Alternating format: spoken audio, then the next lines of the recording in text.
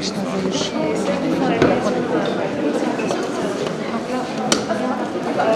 Ouais, ah, il va falloir aller bloquer un peu. Juste un...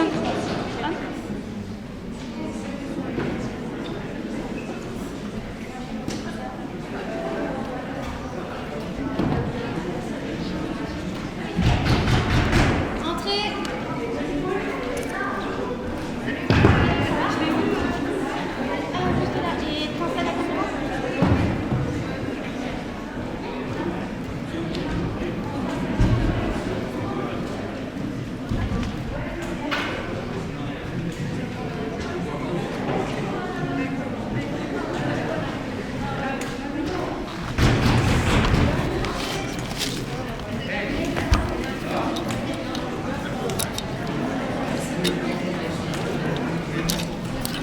Salut, ça va?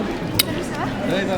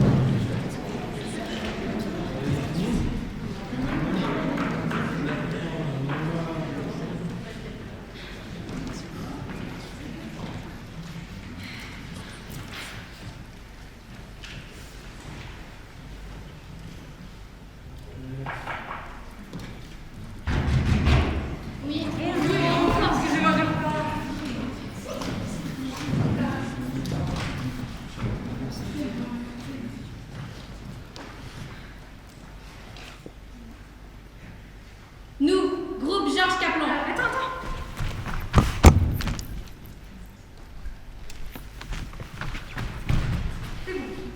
Nous, groupe Georges Kaplan, avons le cœur sensible. L'époque nous sort par les yeux. Depuis longtemps, nous ne sommes plus que les fantômes de nos existences.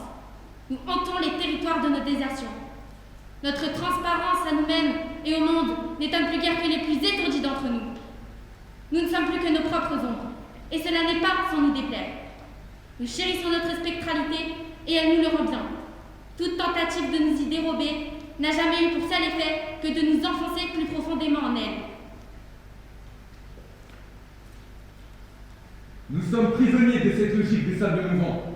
Notre seul moyen d'action est de nous laisser nous enfoncer plus profondément encore. Il ne nous reste plus qu'à progresser dans notre transparence, qu'à vouloir ce que nous subissons.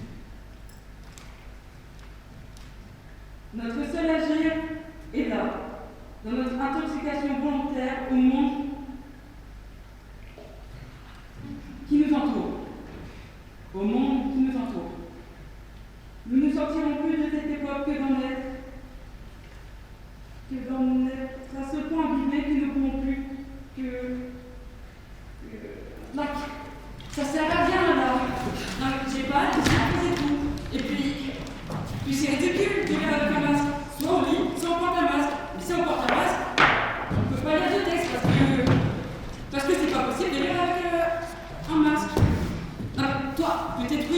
Toi, peut-être avec ton masque, tu peux lire parce qu'il a des gros yeux. Mais moi, j'ai juste 2 fentes à la place des yeux. Donc, je suis obligée de m'arrêter à chaque ligne pour monter la feuille d'écran parce que je ne peux pas anticiper la ligne suivante. Et donc, je dois faire une pause à la fin de chaque ligne. Et donc, ça, ce n'est pas possible. Si on porte un masque, on apprend son texte. On l'apprend, comme ça, on peut regarder la caméra en même temps. Et alors, ça sert à quelque chose de regarder la caméra et d'avoir un masque. Et puis, d'où elle sort cette idée? On a voté. Je n'ai jamais voté, moi, jamais voté. Ni moi. Mais vous n'étiez pas là quand on a voté. Et alors, je ne suis pas là donc je ne vote pas? C'est-à-dire, c'est un peu le principe.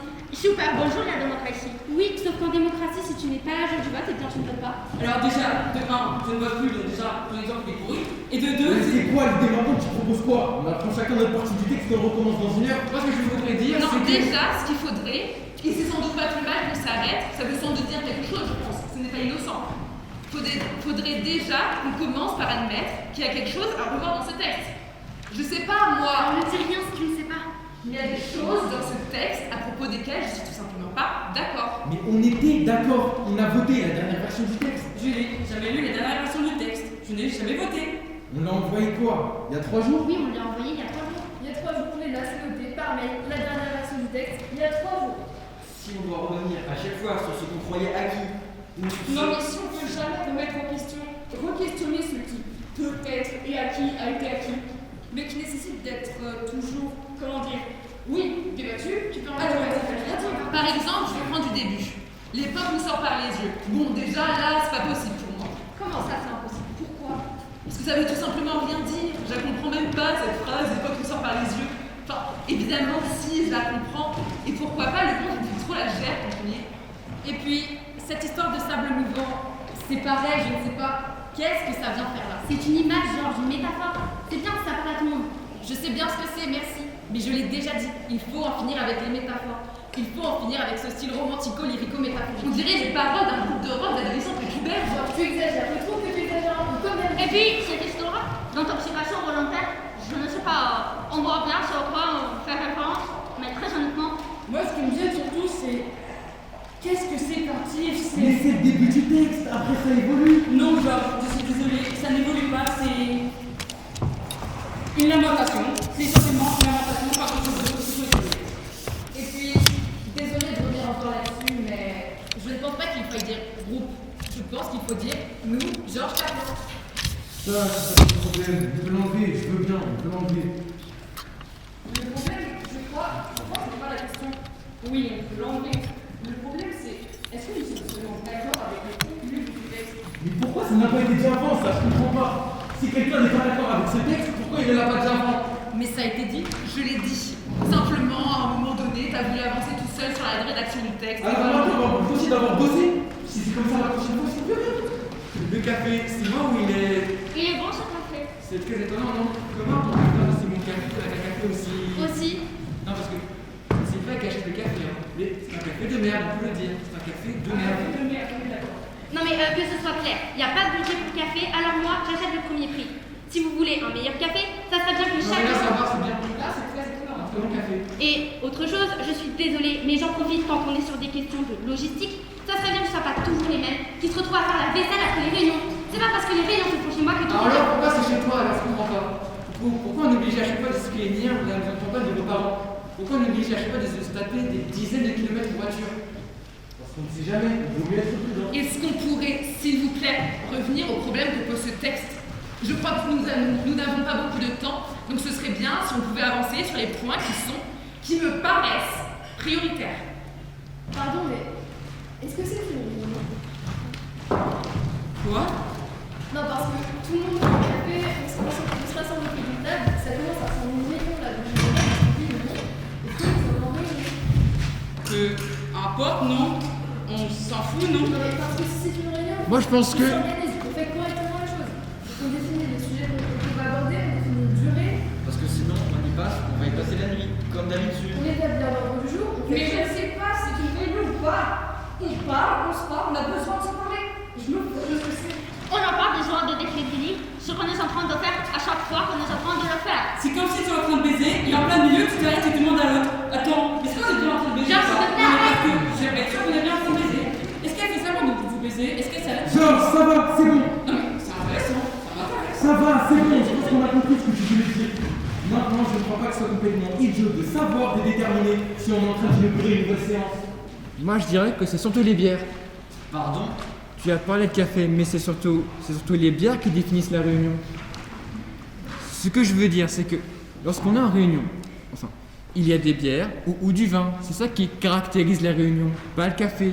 Enfin, on en boit du café, ça nous arrive. Mais en réunion, lorsqu'on est en réunion, on sort soit des bières ou du vin. Ce que je veux dire, c'est qu'on pourrait sortir des bières, comme ça on sera vraiment en réunion. Sinon, on peut tout simplement voter pour savoir si la réunion a commencé. Voter pour savoir si on est en réunion. Non mais comme ça c'est clair. On sait si c'est une vraie réunion ou une réunion informelle. On va voter pour savoir si on est en réunion. Non mais elle a raison, comme ça mérite d'être clair. Non mais très bien, je ne dis plus rien, on peut voter pour tout ce que vous voulez. Bon, je vais chercher moi-même les bières. Pour revenir à notre sujet, ce qu'il faudrait, je pense, pour qu'on se mette d'accord, ce que j'aimerais, c'est que chacun dise, c'est qu'on fasse un tour de table et que chacun dise que c'est pour lui Georges Kaplan. Je vais devenir fou! Non mais je rêve! Je vais devenir fou!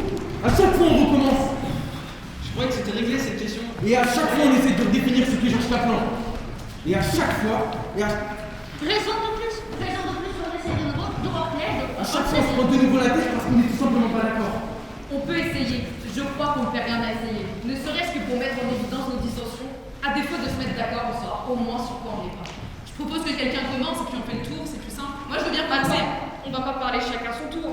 C'est complètement... On fait une discussion ouverte. On parle et chacun s'exprime quand il a quelque chose à dire. C'est simple. Pas besoin ça. Si on fait ça, si on est encore une fois obligé d'en passer par là, on fait ça méthodiquement. Chacun prend la parole à son tour et exprime son point de vue. Ce qui est intéressant, justement, c'est qu'on puisse rebondir à chaque fois ce qui vient d'être dit et qu'on Ce qui puisse... est intéressant, c'est que chacun puisse s'exprimer clairement, sans pas être interrompu et sans... Ce qui est intéressant, c'est de pouvoir réagir à chaud et de pouvoir ainsi révéler les points de dissension. Alors on va voter pour savoir comment procéder. On vote pour savoir comment se parler. Mais on va pas voter pour ça, c'est ridicule. Mais je ne vois pas pourquoi ce serait ridicule. Nous ne sommes manifestement pas d'accord sur un point, donc nous votons. C'est complètement con. On n'a qu'à voter pour savoir si on doit voter. Très bien, moi je veux qu'on puisse. Non mais je plaisantais là, Georges. Je plaisantais. On peut le faire, ça ne nous dérange pas, comme ça c'est clair. Ça a le mérite d'être clair. On vote pour savoir si on doit voter, pour savoir si c'est une discussion libre ou si chacun prend la parole, chacun son tour. C'est simple, c'est démocratique, c'est Je vais juste. prendre une bière. Bon, est-ce qu'on pourrait une fois pour toutes se mettre d'accord sur ce que Georges Kaplan? Georges Kaplan ou le groupe Georges Kaplan? C'est pas la même chose. Eh ben non. Non, c'est pas la même chose. Là au moins, on est d'accord. Non mais je plaisantais. Je sais bien que c'est pas la même chose. On peut quand même plaisanter. Donc, est-ce qu'on peut faire une chose? Est-ce que, je ne sais pas, est-ce qu'en un mot, chacun pourrait définir ce que c'est pour lui Georges Kaplan? Pas le groupe, je pense que ça va. Le groupe Georges Kaplan, c'est nous. Tout le monde voit ce que c'est. Excuse-moi, je suis pas sûre que ce soit si simple que ça. Le groupe, c'est nous qui l'actions comme ça pour nous distinguer, nous, en tant qu'entité, du projet lui-même. Même si je n'aime pas trop le projet, je préférerais parler de processus ouvert, ou dans un tout autre genre de conjuration. Le groupe, pour moi, c'est ce qui structure le projet, même si le projet se définit en partie comme une expérience du groupe, à laquelle, évidemment, par définition, on peut attacher l'expérience de la communauté. On est d'accord avec ça. Si ici, le terme de collectif aurait peut-être été plus juste, mais qu'on a voté pour que ce soit Papa, encore groupe et des arts. collectif, et ça, je l'ai déjà dit, c'était pas mon choix. Ce qu'on veut dire, c'est que pour nous, le groupe n'a pas d'autre fonction que d'être un catalyseur et qu'il a donc pour nous vocation à terme de se dissoudre dans le projet, afin que le projet ne conserve même plus la trace de ce qu'il a initié, qu'il n'y ait plus de naissance à proprement parler du projet, mais qu'il y ait comme une sorte d'apparition ex nihilo d'un phénomène, voire qu'on puisse brouiller les pistes, afin non seulement d'effacer toute trace d'initiateur, mais même toute trace de la naissance elle-même du phénomène. Qu'il y ait comme un étendard absolu du phénomène sans point de surgissement. Voilà, je voulais aborder ce sujet avec vous sur lequel, pour le coup, je crois, nous sommes tous d'accord. Alors moi, ce qui... Bon, maintenant, fais quelque chose, sinon je vais. Je crois que je vais. Bon, maintenant, chacun dit, en un mot, chacun dit ce qui est pour lui Georges Kaplan. Voilà, hein? Ou le projet, si tu préfères, le projet Georges Kaplan. C'est parce que je préfère cette On s'en fout. Georges Kaplan, un mot, chacun son tour. À toi. C'est une opération. Oui, une opération, je dirais, c'est une opération. À toi. Je dirais. C'est une contre-fiction. À toi. C'est un canular. Je ne suis pas sûre que ce soit possible de résumer en un mot ce projet. Je pense même que c'est complètement contre-productif, excusez-moi. C'est entrer dans le jeu de ceux-là même qui entendent nous enfermer dans une définition alors que nous prétendons être bien plus que ça. Nous prétendons échapper à des formes d'enfermement d'une identité. Et c'est ce volontarisme de l'identité que nous prétendons contrer, échapper, voir Un mot. Un seul mot. D'accord. C'est un mythe. L'édification d'un mythe. Ou plutôt. Très bien, vous m'aurez voulu. Dites pas après que vous n'avez pas prévenu. Ok, très bien. À toi. C'est une arme. Une arme. Oui, pour moi c'est une arme. Une Je vois arme. ça comme une arme. Une arme. On n'a jamais parlé de ça, on n'a jamais parlé d'une arme. C'est moi? Non, on n'a jamais parlé d'une arme. Je crois que c'est arrivé, il y a une persévérance, elle est encore vraiment. Ou alors c'est le tout le monde n'était pas En là. même temps, il n'y a jamais de réunion, tout le monde est là. Hein. Même aujourd'hui, on n'est pas tous là. Je veux voir les notes quelque part. Le compte rendu, est-ce que quelqu'un a entendu? Bon, en tout cas, il y a une réunion où du coup on a évoqué l'idée d'une arme. Non, mais le problème, ce n'est pas de savoir si on est parlé déjà avant. On a le droit d'évaluer notre pensée. Puis on a le droit quand même d'avancer. On n'est pas complètement borné quand même. Oui, mais l'idée, à un moment donné, c'est de se mettre d'accord ensemble sur un concept. Et si on évolue tout dans chacun de son côté, ça devient compliqué de construire une pensée commune. Oui, mais une pensée commune, ça veut pas non plus dire une pensée figée. Ça ne veut pas dire. Ça ne veut pas dire qu'on reste fermé à toute nouvelle réflexion. Ça veut juste dire que quand on essaie de créer, d'élaborer quelque chose, c'est bien de ne pas démonter depuis 5 minutes. J'ai parlé de démonter? Est-ce que j'ai parlé de démonter quelque chose? Non. Tu as entendu dire démonter? Non mais... C'est fou comme à chaque fois tu peux caricaturer la pensée des autres et tout particulièrement la mienne, je dois dire, pour essayer de la dévaloriser. Je l'ai jamais carré. Non, rien, laisse-moi. Revenons au plan. Revenons au plan. Pour trouver la définition de Georges Kaplan, revenons au plan. On a bien élaboré un plan. Oui, je vais là. Tu veux qu'on relise? Je relis le plan. Ce serait bien. Je crois que ce serait bien. Qu'est-ce qu'on fait? On a décidé de relire le plan. Alors, étape 1. Création du GGK. Groupe Georges Kaplan. Élaboration d'une identité fantôme nommée Georges Kaplan. Adoption de cette identité par les membres du groupe. Cette identité est à la fois une et multiple. Identité de l'ensemble des membres du groupe et identité de chacun d'entre eux. Georges Kaplan est à la fois le tout et ses parties. Georges Kaplan est fractal. Rédaction et adoption d'un plan triennal de développement du projet Georges Kaplan. Établissement d'un premier calendrier prévisionnel. Bon, jusqu'à là, ça va, non? Est-ce qu'on ne pourrait pas tout commenter et tout lire jusqu'au bout? C'est possible? Ça va, c'est bon. Étape 2. À partir d'un premier réseau d'individualités proches du GGK, Groupe Georges Kaplan. formation d'autres groupes prenant le nom de Georges Kaplan et dont les membres adoptent individuellement l'identité de Georges Kaplan. Élaboration, ainsi, d'un premier réseau Georges Kaplan. RZ1GK. Constitué d'entités singulières et multiples. Développement au sein de RZ1GK d'une série d'actions artistiques et d'œuvres signées Georges Kaplan. Sous-projet GW. Ghost in the Web. Modalité des présences et des apparitions de Georges Kaplan sur le réseau. Première étape, multiplication de profils, comptes et signatures Georges Kaplan. Deuxième étape, mise au point d'attaque DDoS Distributed Denial of Service. sous le nom de quel Attends. GK. Il y a un plan dans le plan. Et oui, c'est bientôt on a inclus le plan du GW dans le plan général. Est-ce qu'on pourrait peut-être en finir avec le plan général et revenir ensuite au plan secondaire? Parce que sinon on va jamais s'y retrouver. Alors, quand ça me concerne directement, tout de suite on passe à autre chose. Merci, j'apprécie. Ce n'est pas contre toi, Georges, c'est qu'on gagnera sans clarté, je pense. Non? Non? Très bien. Alors je passe directement à l'étape 3. Super, donc moi tout Étape le monde 3. s'en fout. Élaboration et réalisation d'impostures médiatiques. Objectif, mise en évidence des failles et dérives de l'appareil médiatique. Dévoilement des impostures et revendications de celles-ci au nom de Georges Kaplan. Prolifération du réseau. Formation des premiers groupes Georges Kaplan à l'étranger. De multiples artistes et activistes dans plusieurs pays prennent l'identité de Georges Kaplan et mettent en place à leur tour des impostures culturelles et médiatiques. Apparition d'œuvres, rédactions, ciné Georges Kaplan un peu partout dans le monde. Parallèlement, mise en place des premières dérivations. Fausses pistes visant à détourner les médias de la réalité du projet Georges Kaplan et à contribuer à l'élaboration de son mythe. Étape 4. Élaboration et diffusion de formes de récits divers sur la naissance du projet Georges Kaplan ainsi que sur l'origine du nom Georges Kaplan. Parallèlement, apparition de Georges Kaplan dans les fichiers administratifs et les banques de données suite à la dissémination de fausses preuves matérielles de leur existence. Parallèlement, apparition de Georges Kaplan comme nom de personnage dans de multiples fictions. Romans, films, plusieurs artistes donnent comme Attends, on en est où là? Où on en est, c'est-à-dire? Oui, où on en est? À quelle étape?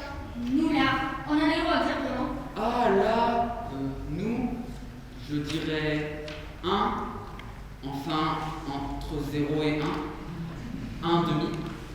On en est à la 1 demi? Oui. Господи, серьезно? Мы в сотый раз возвращаемся на одно и то же место, даже не дойдя до первого этапа. C'est bien ce que je me disais. Donc, on peut peut-être s'arrêter là. On doit déjà essayer d'arriver à l'étape 1 et après on reparlera de la suite plus tard, non? Et puis, pourquoi il y a autant d'étapes? Il ne devait pas seulement avoir 3 étapes, 3 C'est parties. quand même un peu flou tout ça quand j'y pense. Un peu flou. Bah oui, on parle d'action, on parle d'œuvre, mais on sait pas ce que c'est. On sait toujours pas. On parle d'action et on parle d'œuvre et on n'est toujours pas foutu de donner un exemple concret de ce que ça pourrait bien être. Je pense pas que ce soit le plus important. Quand la mécanique sera lancée, les actions vont exister d'elles-mêmes.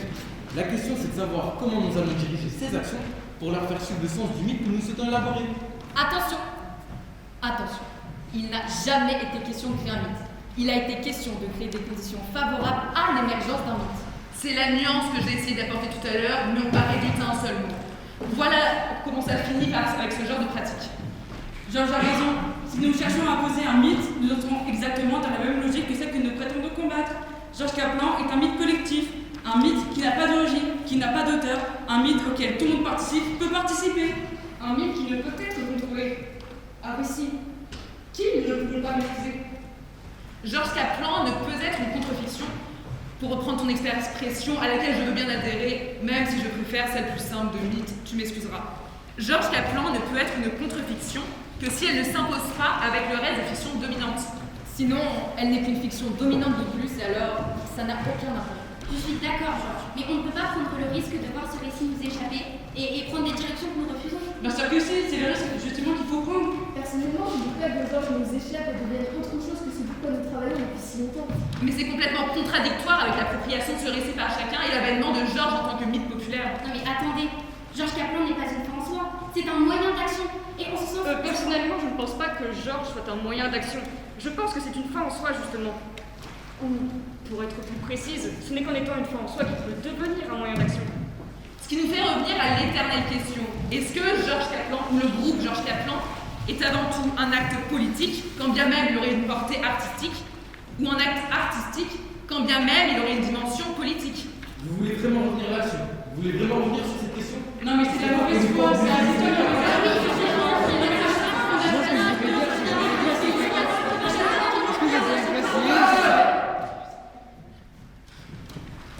Voilà, on va peut-être revenir à une seule conversation. Ce sera sans doute plus constructif. Et ça c'est quoi? Quoi? Là au dos du texte, il y a un autre texte. Ça, je crois, c'est le brûlant d'une première version de la pièce. Depuis notre plus tendre enfance, le mot d'ordre de l'Empire nous est rabâché. Il nous faut devenir quelqu'un. Mais l'injonction du monde à vouloir que nous soyons quelqu'un a curieusement produit sur nous l'effet inverse. Nous voulons devenir personne. Nous sommes parfois quelque peu contraints. C'est pas mal ça. Oui. Continue, lis voir la suite. Nous ne serons donc personne, contre toutes les assignations à devenir quelqu'un, contre toutes les identités figées, séparées, délimitées, dans l'angoisse perpétuelle et asphyxiante de n'être plus rien, dans la panique permanente de risquer à tout moment de se fissurer, cette angoisse qui est déjà le néant, cette panique qui est déjà la fissure. Nous serons l'âme sans nom, nous serons multiples, et nous ne serons qu'un seul. Nous serons cet être sans visage, cet anonyme parmi la foule, et nous ne serons pas seuls, au plein cœur de notre solitude. Et nous nous étendrons, et nous serons rejoints. Nous serons cet être insaisissable et grandissant, cet être informe, cet invisible. Nous serons cette personne dont le nom sera partout, et le corps nulle part, et le corps multiple, cette personne nombreuse, ce masque que chacun revêtira, ce fantôme que chacun deviendra tour à tour, ce spectre par lequel nous entrons nos territoires, par lequel nous organiserons notre propre désation. Georges Kaplan est cette personne. Nous appelons à nous rejoindre. Nous appelons à devenir Georges Kaplan. Oui, c'est vraiment pas mal. Oui, c'est vrai, c'est vrai. Pourquoi on l'a publié? Pourquoi il l'a pas gardé? Je sais pas, je me souviens plus. On a voté. On a voté pour l'enlever. Oui, je crois ça à quelque chose de voté, tiens. C'est à chaque fois qu'on vote pour virer les seuls trucs qui sont bien. Enfin, c'est pas non plus. C'est quand même un peu. Un peu. Non, mais il y a que moi qui trouve ça un peu. C'est quand même un peu. Enfin, en tout cas, moi, je sais pourquoi j'ai voté contre. Bon, il n'y a pas de Mista non plus. Donc toi, tu as voté contre. Qui d'autre?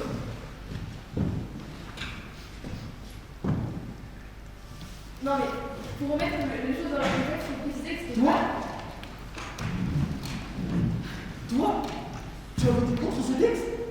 Mais tu m'as dit que tu trouvais ça juste et puissant et... Juste et puissant. Et tu ne comprenais pas pourquoi les autres avaient voté contre? J'ai pas voulu te dire pour ne pas te fâcher. J'ai pas voulu... Je semblais tenir beaucoup à ce texte et c'est que au début de... Tu venais à peine de me quitter pour elle et donc tu comprends, elle a pas voulu te laisser un petit temps sur le texte auquel tu tenais et que tu as en grande partie rédigé. Voilà, c'était pour ne pas te blesser. Et c'est vrai que je trouvais ça un peu... Enfin, que je trouve ça un peu... Je vois très bien ce que tu veux dire. Du coup, moi, forcément, je pensais que c'était les autres qui avaient voté contre. Ah non, moi je me souviens, j'ai voté pour, je me souviens très bien maintenant. Tu n'étais pas forcément d'accord avec toutes les formulations, mais dans le sens c'était plutôt pas mal. C'était vraiment... Attendez. Mais toi, pourquoi tu as voté contre? Moi, je savais pas ce qu'il fallait faire. On m'a dit de voter contre, qu'il fallait voter contre, alors j'ai voté contre. Mais qui t'a dit de voter contre? Bah Georges. Mais qui est Georges? Alors là, vous ne m'aurez pas. Hein. Ça s'appelle tout Georges, c'est justement pour qu'on ne puisse pas revenir à l'origine d'une action d'un phénomène. On est tous Georges et Georges est nous tous. Et donc... Georges, lequel t'a dit de voter contre? Mais je ne sais plus, moi.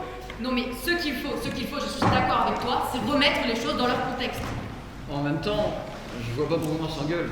Ce texte n'a pas non plus une si grande importance. Il s'agit juste d'une fausse piste. Quoi? Ça fait 1 heure qu'on se prend la tête et toi tu nous dis... Tu viens de dire encore c'est pour rien? Attendez, ce message, c'est masque. On a toujours été d'accord là-dessus. Il s'agit de faire croire que Georges Kaplan n'est ni plus ni moins qu'un petit groupe d'activistes. Il s'agit de les détourner du plan global. Il s'agit de... Mais Georges Kaplan n'est ni plus ni moins qu'un petit groupe d'activistes. Pour l'instant, mais plus tard. Donc cet enregistrement, c'est un canular. Oui, mais non. Pas complètement. Je ne comprends rien. Si c'est un canular, pourquoi est-ce qu'on se prend à ce point la tête avec le contenu? Parce qu'il faut que ce soit réaliste, vraisemblable. Et que quitte à ce que ce soit réaliste, on entend dire des choses sensées, des choses qui nous tiennent à cœur. Ça rendra la piste d'autant plus crédible. Dans quelle étape du plan ça rentre, ça?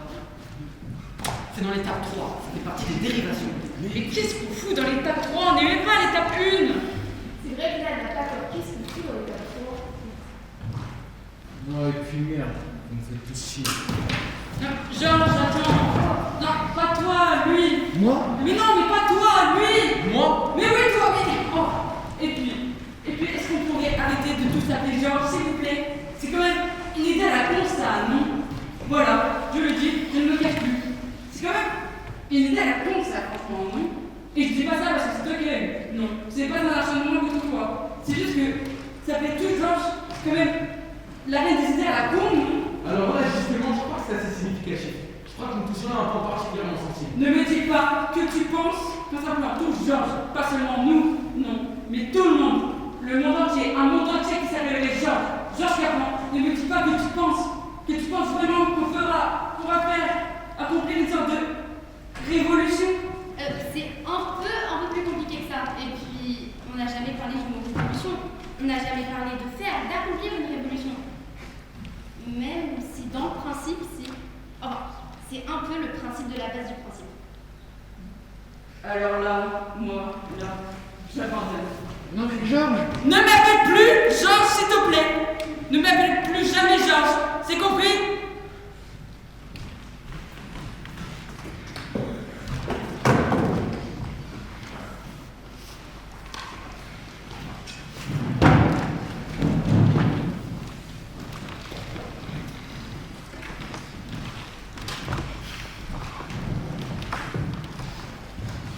Je vais voir ce qu'elle fait. Si elle est encore là, si... Elle est peut-être juste partie fumer une clope, hein.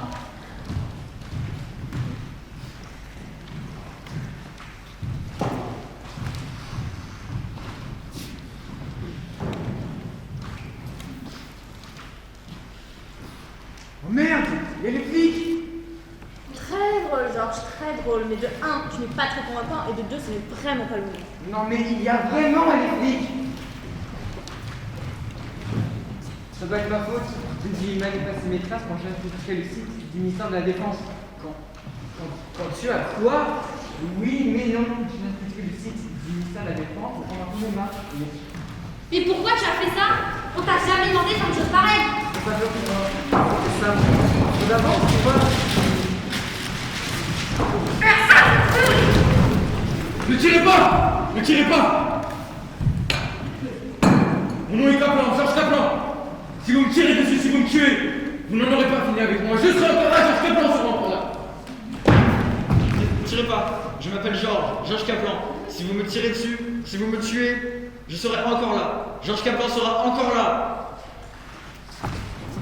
Alors vous allez rire, enfin je sais pas si vous allez rire en fait, mais je crois bien que moi aussi je m'appelle Georges Kaplan.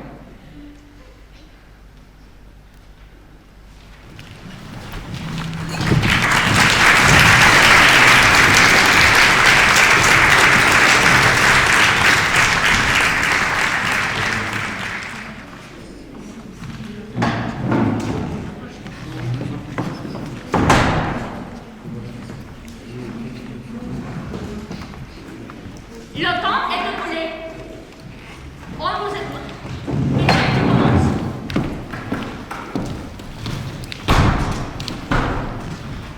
Un homme est ligoté à une chaise.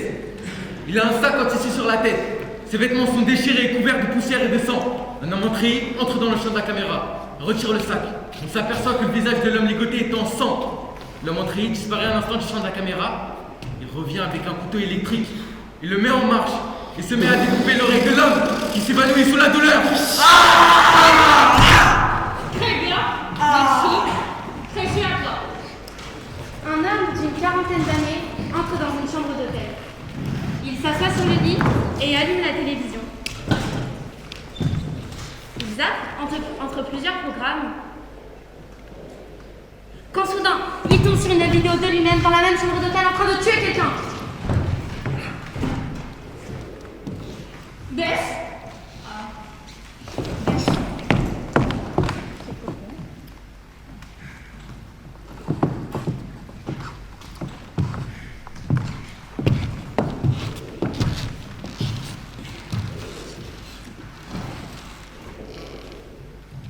Une femme pleure devant le corps d'un homme. Il est beau, il est très séduisant. Mais du sang coule tout autour de lui. Et la femme qui pleure tient un couteau. Très bien, merci. Et maintenant, après l'image principale, nous voudrions la logline de votre histoire.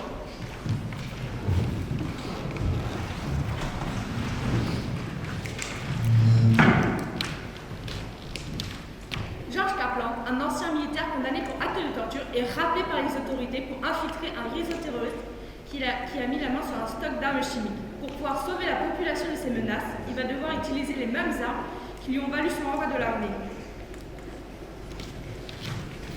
Un homme ordinaire, pris par mégarde par un certain Georges Kaplan, se retrouve embarqué malgré lui dans une sombre affaire d'espionnage et accusé à tort d'un meurtre. Il doit tout faire pour prouver son innocence.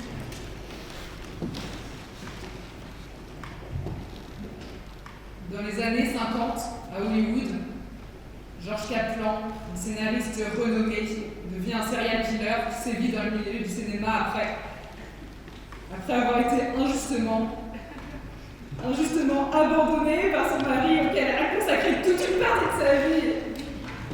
Ce n'est rien, Bess, ça va aller. Nous sommes là, nous sommes tous avec toi.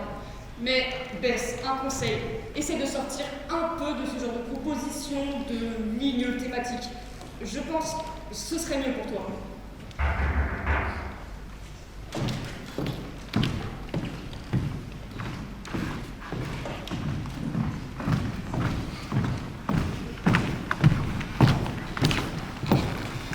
On nous a dit de...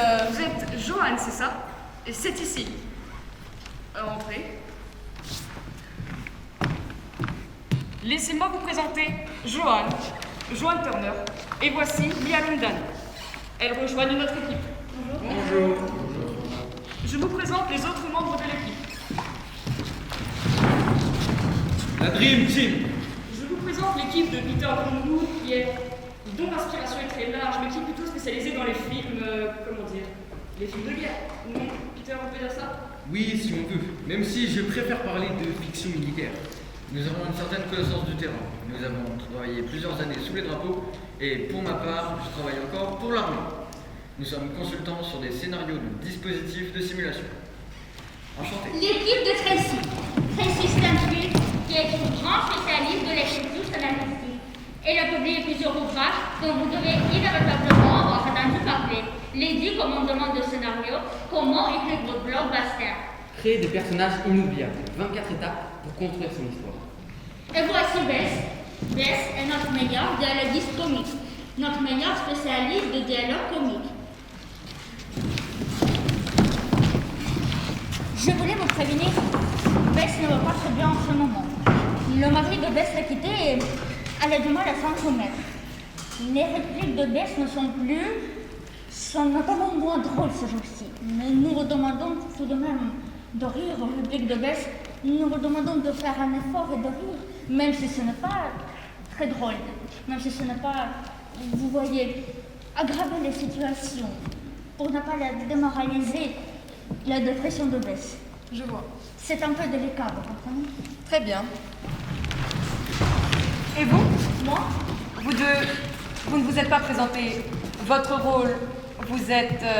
ça ne nous a pas très clairement été... Je ne me suis pas présentée, pardon. Lisa Stevens. Vous pouvez m'appeler Lisa. Et voici Gina Miles. Nous sommes là pour... Nous coordonnons. On ne vous a pas expliqué? Nous coordonnons. Les chefs. Ce sont les chefs, on les appelle chefs. Peter plaisante, nous ne sommes pas... Il n'y a pas de chef. Simplement, nous établissons les bases de la réflexion en fonction des demandes des clients. Nous connaissons les clients. Vous connaissez les clients? Nous connaissons les clients. Et vous êtes... Vous ne nous connaissez pas. Pardon, nous devrions jamais entendu parler de moi. Au milieu, je veux dire, pourquoi pas. Quel film vous avez... National Book Award. C'est que nous avons reçu le National Book Award l'année dernière. Des romancières. Manquait plus que ça. Et qu'est-ce que vous faites là? Une demande des clients. Les meilleurs, m'a-t-on dit. Ils voulaient les meilleurs, nous nous sommes dit... Vous avez pris le chèque, comme nous. Une expérience à faire, vous savez. Nous avons tous pris le chèque. Une expérience. Ben voyons. Le cadre, l'idée, on vous a un peu expliqué? Une série, c'est ça. On nous a parlé d'une série, c'est tout. Je n'y connais pas grand-chose. Ou peut-être d'un film, tout simplement. Une série, un film, peu importe. Une histoire. Un concept d'histoire. Peu importe pour l'instant quelle forme cela prendra. Pour l'instant, nous réfléchissons de manière assez ouverte. Un esprit gage, c'est ce dont nous aurons besoin, Jean. Un esprit d'équipe, bien sûr, mais pas seulement. Le collectif, on peut parler de collectif, je crois, ne doit pas brider les imaginaires. Au contraire, sans aller jusqu'à parler d'une compétition, nous pensons qu'une émulation est nécessaire pour tirer le meilleur parti de nos imaginaires respectifs. Par commodité, un dispositif de micro a été intégré à cette pièce.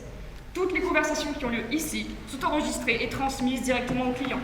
Ils vous payent assez cher. Ils partent donc du principe que tout ce que vous inventerez entre ces murs est leur propriété. Mais si vous n'y connaissez rien, j'y pense, il faudrait peut-être qu'on vous explique un peu certaines choses, non? Certaines règles. Je crois, ce qui intéresse les clients, Tracy, c'est justement leur, comment dire, leur regard neuf, le point de vue original qu'elles pourront apporter. D'accord, mais un peu de pédagogie ne peut pas faire de mal. Il faut qu'on soit tous sur la même longueur d'onde, que personne ne soit la traîne. Un travail d'équipe. Tu parlais d'un travail d'équipe. Oui, ce n'est pas. L'avantage des 10 commandements que nous avons mis au point, John, c'est qu'ils sont très facilement compréhensibles par les... Pardonnez le terme que je vais employer, les non-initiés. Alors, écoutez bien. Premier commandement, captiver et maintenir l'attention du spectateur. Commandement numéro 2, mobiliser des émotions simples comme la peur, le besoin de protection, la solitude. Mary, je suis désolée, mais nous n'avons pas vraiment le temps de Alors, passer. Mary, le plus important. John, ne jamais construire une histoire en 3 parties. Vous m'entendez, John? Jamais en 3 parties. Pourquoi? Parce qu'une histoire est un organisme vivant et qu'on ne saurait en aucun cas la réduire à un début, un milieu et une fin, comme l'a fait cet abruti d'Aristote dans sa poétique. Surtout ne jamais écouter Aristote, Johan. Des générations d'auteurs sont plantés parce qu'elles ont essayé d'écouter Aristote. Toute histoire est un organisme complexe et sa structure est une épine dorsale constituée de 24 vertèbres dont les principales sont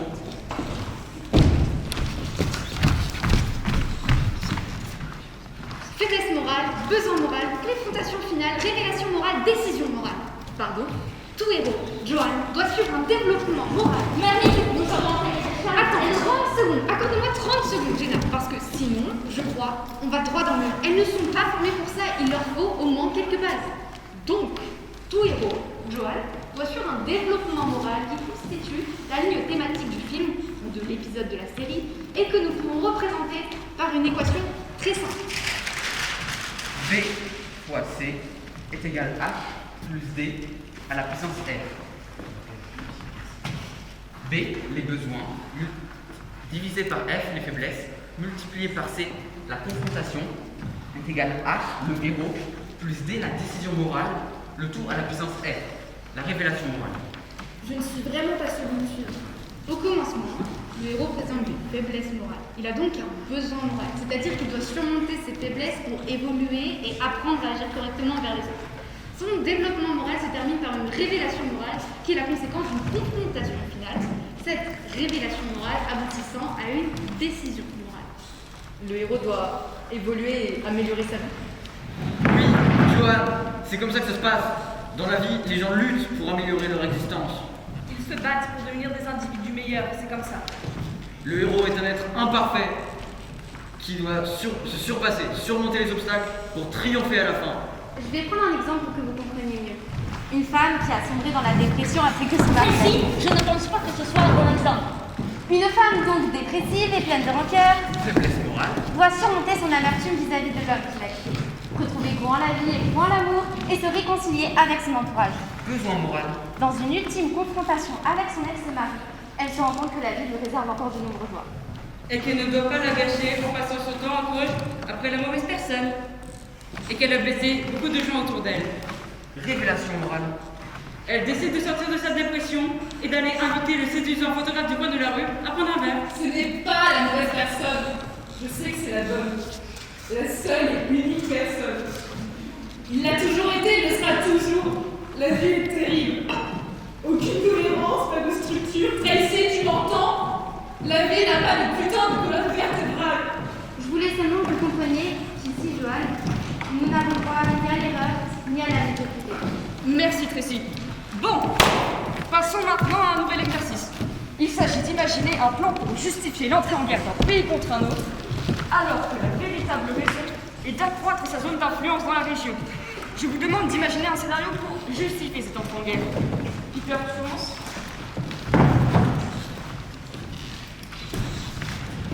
Alors, la logline pourrait être, afin d'asseoir ses intérêts économiques et géostratégiques dans une région du globe, un gouvernement envoie ses troupes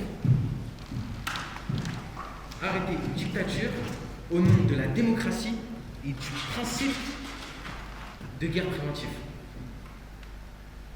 Oui. Après, on n'est pas forcé d'imaginer une guerre. Tu peux préciser? Afin d'asseoir ses intérêts économiques et géostratégiques dans une région du globe, le gouvernement essaye de faire chuter une dictature. Pour cela, il favorise l'apparition d'un soulèvement populaire.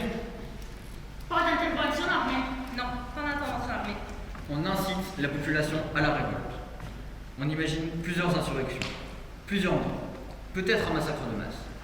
C'est toujours efficace, les massacres de masse. Et puis on souffle sur les braises. Mais quel est le point de départ? Qu'est-ce qui déclenche les premiers mouvements d'insurrection? Tout dépend de la situation du pays. Contexte géopolitique. Il faut commencer par planter le décor, déterminer le type de régime, la région du globe.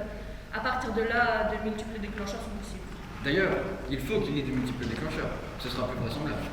Il faut une icône de la résistance contre le pouvoir injustement emprisonné, ou plus réaliste qui décide de s'immoler. Il faut des révélations sur le train de vie, en contraste avec le régime du reste du pays. Et dans cette histoire, qui est Georges Caplan? Georges Caplan pourrait être le directeur des services secrets ou bien l'agent infiltré qui s'occupe de manipuler les mouvements d'opposition. Très bien. Ceci? À toi? Ça pourrait commencer par l'assassinat d'un ancien président. Ça pourrait être la première image. Un homme qui reçoit une balle à travers une vitre et qui s'effondre. Une image forte. Oui. C'est ça, une image forte.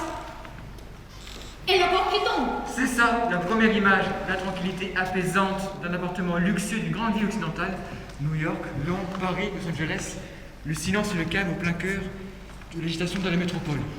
Et un corps qui tombe. C'est ça, dans le silence et le calme de l'appartement, le corps qui s'effondre. Et de nouveau le silence, un silence rempli de terreur.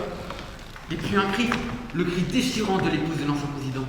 Pourquoi a-t-il été tué? Parce qu'il est au courant, il risque de faire échouer le plan. Le plan? Oui, il y a un plan d'entrée en guerre avec un autre pays. Qui est à l'origine du plan? Des gens haut placés dans l'administration gouvernementale. Ou alors une cellule au sein du service secret, une cellule spéciale. Ou alors quelque chose de plus obscur. Une sorte de gouvernement invisible. Des gens qui tirent les ficelles dans l'ombre. Des hommes et des femmes placés à des postes stratégiques. Ceux qui détiennent réellement le pouvoir. C'est ça, ceux qui détiennent vraiment le pouvoir. Intéressant. Un gouvernement invisible. Intéressant. On répond à un certain fantasme, un certain imaginaire du public. L'idée que Quelqu'un, quelque part, tire les ficelles. Et quel est le plan? Il pourrait s'agir de fournir des armes à des groupuscules séparatistes, afin de susciter que de telles armes existent dans les frontières du pays dans lequel on veut envahir. Leur seule présence pourrait autoriser, selon un décret international, une intervention militaire. Ou bien on organise... Le pays qui cherche à entrer en guerre organise une tentative d'attentat sur son propre sol. Et on met ça sur le compte des groupuscules séparatistes. Oui, c'est une possibilité. Dans tous les cas, le but est de forcer la main sur le président, qu'il puisse faire autrement que de déclarer la guerre. C'est ce qu'on croit. Et puis, on découvre finalement que le président est dans le coup. Classique. C'est bien ça? Oui, c'est bien ça, Johan. Le président est dans le coup. Et dans ce scénario, qui est Georges Kaplan? On a l'embarras du choix. Georges Kaplan est le héros qui déjoue le complot. Georges Kaplan est l'ancien président qui est assassiné. Georges Kaplan est le chef des terroristes. Georges Kaplan, il Très est... bien, merci Tracy. À Corbès, une proposition? Des hauts dirigeants des services secrets et des membres du gouvernement fomentent un complot pour enlever le président et le remplacer par un sosie. Certaines Georges Kaplan. Celle-ci doit leur servir à entrer en guerre contre un pays ennemi, ce à quoi le véritable président s'opposait. Mais Georges Kaplan, entre-temps devenu alcoolique, devient très vite incontrôlable. Elle est devenue alcoolique parce que son mari l'a quittée, et elle devient incontrôlable. Et alors, noyée dans le chagrin, comme elle n'a plus rien à perdre, elle va déclencher une guerre particulièrement sanglante. Et donc elle serait sur un millier de morts et... Ça ira, merci. Une idée de Suzy. Une très bonne idée. Très bien. Joan, à vous.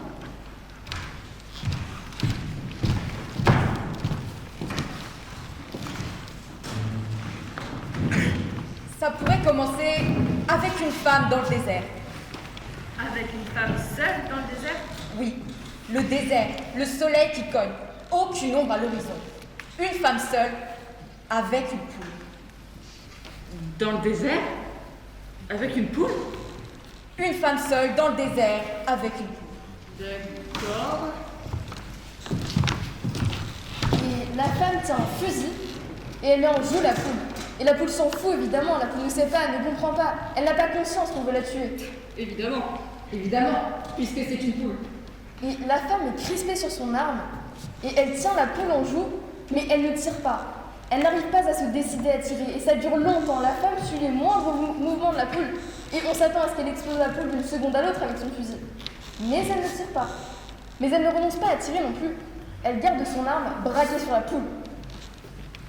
Quel suspense! Non mais réellement, quel suspense! Et pourquoi la femme hésitait à tuer la poule? Parce que, d'un côté, c'est son contrat. Elle doit tuer la poule. C'est une tueuse à gages? Oui, en quelque sorte, mais pour les poules. Une tueuse à gages de poules. Une tueuse à gages de poules. Et d'un autre côté? D'un autre côté? Oui, d'un côté, c'est son contrat. Et d'un autre côté? Ah, oui. D'un autre côté, elle ne peut pas se résoudre à tuer la poule parce que la poule peut sauver le monde. La poule peut sauver le monde. Est-ce que vous pourriez faire comme tout le monde et nous résumer l'ensemble de l'histoire en une ou deux phrases? Parce que si on est obligé de vous arracher chaque élément, n'est pas couché. Le gouvernement tente de faire croire qu'une arme de destruction massive est entre les mains d'un groupe terroriste hébergé par un pays contre lequel une entrée en guerre se trouve alors justifiée du fait de cette menace, mais le gouvernement perd le contrôle de cette arme qui tombe entre les mains d'une secte de tueurs anarcho-nihilistes qui reprogramme l'arme pour qu'elle atteigne une autre cible et provoque un grave conflit mondial. Le seul moyen de désamorcer l'arme est une série de codes que les neo-anarchistes cachent à l'intérieur d'une poule vivante qu'ils munissent d'un GPS et perdent dans la nature. Le sort de l'humanité repose alors sur le seul fait de remettre la main sur cette poule. Pendant que le gouvernement multiplie les commandos pour la retrouver, une tueuse à gages recrutée par un client mystérieux pour exterminer le gallinacé parvient à le retrouver en premier.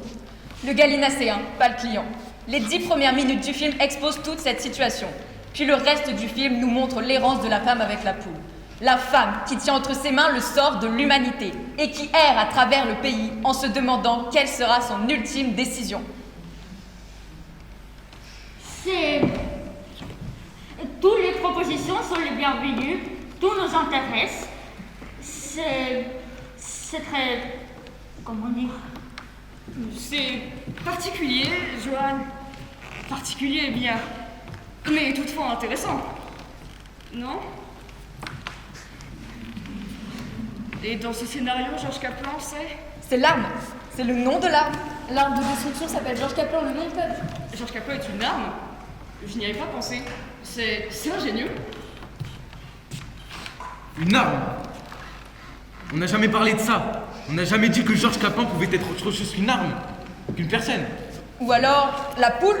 Peut-être la poule peut s'appeler Georges Kaplan. La poule? Non mais faut, quand même, le cinéma repose sur un principe de vraisemblance. Un principe qu'il faut un minimum respecter. Mais le monde est invraisemblable, Tracy. Le monde dans lequel nous vivons n'est plus vraisemblable. Le monde est un putain de chaos sans aucune vraisemblance. Ne vous faites pas plus bête que vous ne l'êtes, Joanne. Vous voyez très bien ce que Tracy veut dire. Merci, Peter. Un film, Joanne, doit se construire à partir d'événements qui soient vraisemblables. Ces événements, choisis dans la vie des personnages, sont construits en une séquence stratégique afin de susciter des émotions spécifiques. Et illustrer une certaine conception de la vie, une valeur, une vérité. Le récit, la structure narrative étant alors une métaphore de cette vérité. Je crois qu'il faut en finir avec les métaphores, Tracy. Il faut en finir avec ces putains de métaphores. Je crois qu'au contraire, nous ne sommes pas prêts d'en finir, Joanne. Je crois que le monde a plus que jamais besoin de métaphores. Ce que Joanne essaie de dire, je crois... Joanne, vous savez pourquoi nous sommes là? Nous sommes ici pour répondre à cette question. Comment un être humain doit-il mener sa vie? À notre époque, où les plus grandes idéologies se sont effondrées, c'est vers les histoires, c'est vers nous que les gens se tournent pour trouver un sens à leur vie. Pour organiser le chaos de leur existence. Je crois qu'il s'agit au contraire de déstabiliser les certitudes. Les visions du monde constitué. Il s'agit d'ouvrir les imaginaires, non pas d'apporter des... Tu es bien gentille, Joanne, mais on a parlé de centaines de films et de séries. Je suis consultant pour les plus grandes chaînes de télévision et pour les plus grands studios.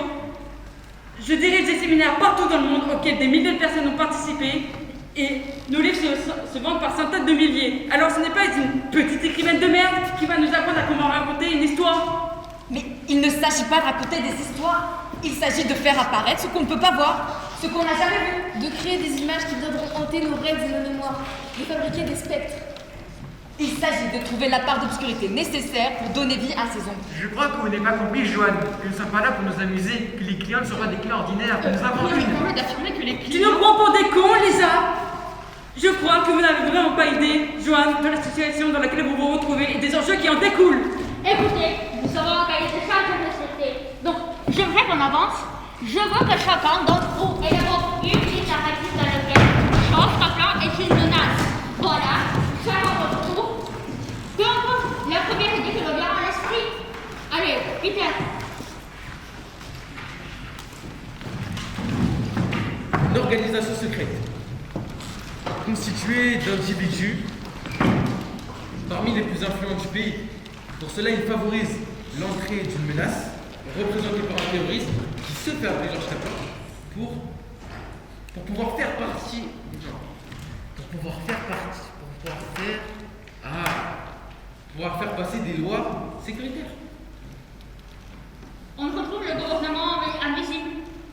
Je vois que c'est une piste que c'est décidé. Très bien. Joan? Un petit complexuiste invente une identité fictive nommée Georges Capron.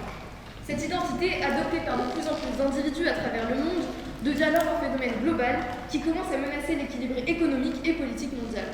N'importe quoi.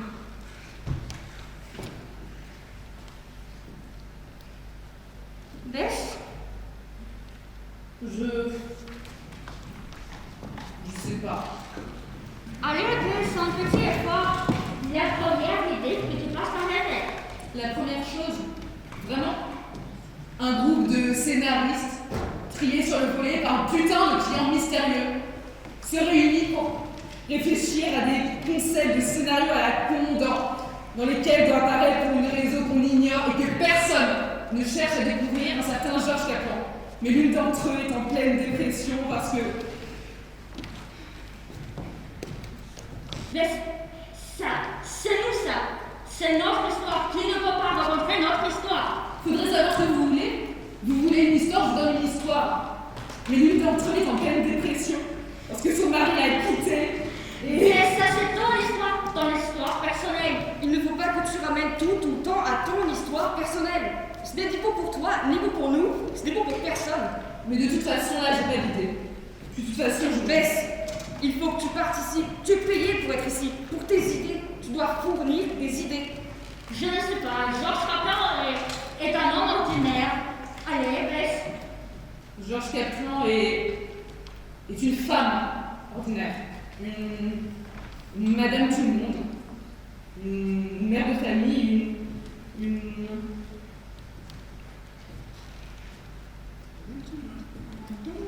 madame tout le monde. Et comme toute femme ordinaire, elle a un travail, des enfants, un mari. Ça, c'est très bon. C'est très bon. Et comme toute femme ordinaire, elle a des problèmes. Elle a des problèmes avec ses enfants, ses crédits. Et puis un jour, son mari la quitte. Et elle va ensemble, on comprend pas vraiment. Elle essaie de trouver des explications, elle trouve aucune explication valable. Et elle pense que sa vie n'a aucun sens, vraiment. Et de toute façon, sa vie n'aura jamais aucun sens. Et puis un jour, elle prend une arme, elle va dans la rue, elle tire sur tout ce qui bouge, et elle se tire une balle dans la tête. Merci, Bess. Vraiment, merci. Tu sais, il va falloir arrêter ça maintenant. Il y a beaucoup trop de femmes abandonnées, de meurtres, de mal dans cette histoire. Ce n'est pas bon, ça baisse. Pas bon du tout. Chrissy, à toi. Nous devons partir en voyage. Le voyage de noces que nous n'avons jamais eu. Vous m'avez dit, ne t'inquiète pas, je m'occupe de tout. Je n'étais pas inquiétée. Mais lorsque je suis rentrée, il n'y avait que ces bagages dans le vestibule. J'ai dit, il n'y a que tes bagages dans le vestibule. J'ai demandé, les miens sont encore là-haut. Avec une intonation qui m'a surprise moi-même. Une intonation fausse, comme si je me doutais de quelque chose. Il faut s'imaginer la situation, il faut noter les détails. On n'imagine pas assez la situation, les détails, les silences.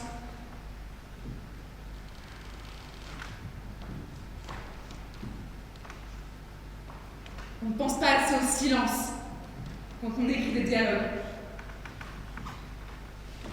S'il y a eu un silence, un long silence, puis cette réplique de moi qui dit « Pourquoi il a que tes bagages ?» Et si je l'analyse, cette réplique n'était pas du tout logique. Jamais je l'aurais écrite cette réplique par exemple. La différence entre la réalité et la fiction, c'est que la fiction se doit d'être cohérente. Je crois que c'est ça que je ne supporte pas. C'est que la vie ne soit pas cohérente. Et puis là, il me regarde froidement, comme il ne m'a jamais regardé. Il me répond, parce que nous ne partons pas pour la même destination. Tout à coup, c'était The Philadelphia Story. C'était une réplique de The Philadelphia Story lorsque Catherine Hepburn quitte Cary Grant. Et c'est terrible. La première chose que je pense, C'est un film auquel me fait penser cette phrase et pas la phrase elle-même. C'est terrible d'être dialoguiste. Tu ne peux plus rien entendre comme phrase, comme dialogue, sans penser que tu l'as déjà entendu quelque part dans un film. Tu peux plus rien entendre comme phrase sans penser que tu l'as déjà entendu ailleurs. Et après, tu finis par te dire qu'il n'y a plus aucune déclaration d'amour qui soit originale, par exemple.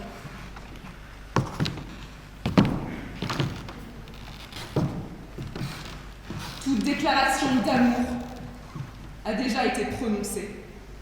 Et là, ça devient vertigineux dans ma tête, cette pensée que rien, plus rien d'original, qu'il n'y ait plus rien qui soit nouveau. Et je pense à ça, tandis que je vois la scène de rupture entre Catherine Hepburn et Cary Grant dans The Philadelphia Story. Et je vois Catherine Hepburn qui dit à Cary Grant, parce que nous ne partons pas pour la même destination.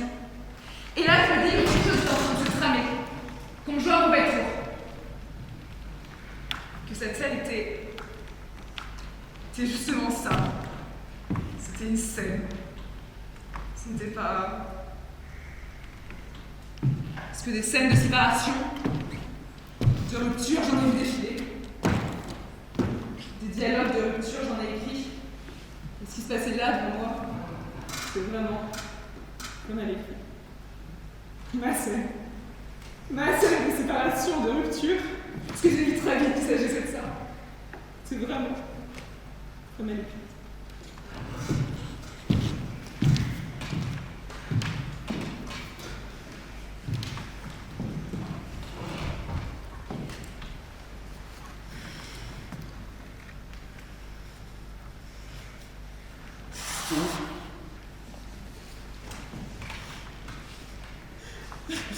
Parce que nous ne partons pas pour la même destination. Cette réplique m'a tuée. Cette réplique m'a fait oui, étrangement rire. Oui, sourire. Mais elle m'a tuée. Et les jours suivants, j'ai cherché une bonne réplique. Une réplique qui percute. Vraiment, j'ai cherché. Et plus rien. Non, plus rien. Plus rien ne venait.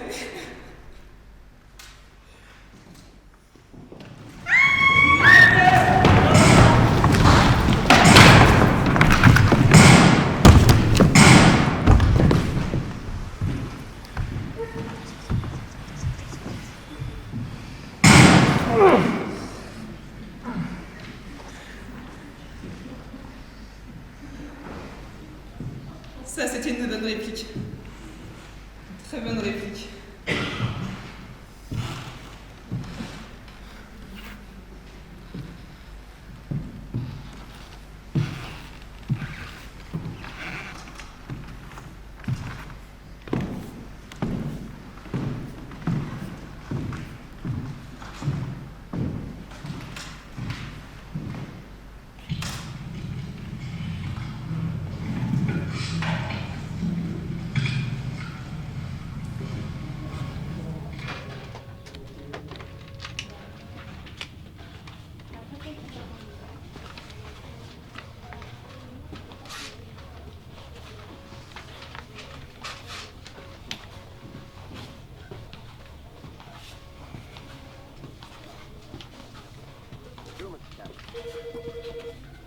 I've been staying in my apartment here in town for the last month. I always keep a concession here. My wife has been dead for many years.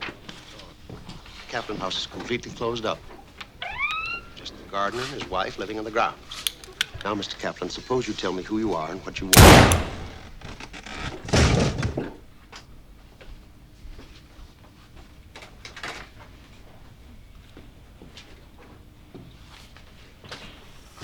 Just puts his hands on his wife and she'll, forget about the older man, and of course she rejects him.